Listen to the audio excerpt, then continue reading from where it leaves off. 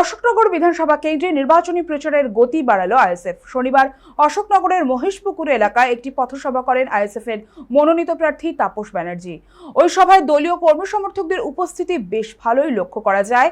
দ্বিতীয় দফা নির্বাচনের মুখে অশোকনগরে ক্রমশ বাড়ছে রাজনৈতিক উত্তাপ। সেই সভা থেকে আইএসএফ প্রার্থী তাপস ব্যানার্জি অশোকনগরের সাধারণ মানুষের উদ্দেশ্যে উন্নয়নের বার্তা দেন। ভোটের আগে ফের শক্তি প্রদর্শন আইএসএফ এর।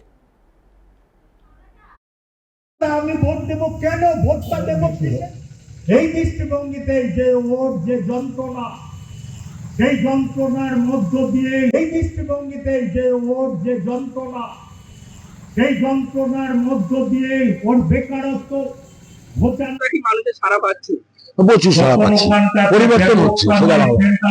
মানুষের তৃণমূলের সরকারকে 2 নম্বর ওয়ার্ড পৌরসভার 21 নম্বর ওয়ার্ড দক্ষিণের ক্যাম্পেনিং করলাম। তারপরে লক্ষ্মী বাজারের পথসভা, মকামতলা পথসভা, এখানে পথসভা চলছে মহেশপুকুর বাজার।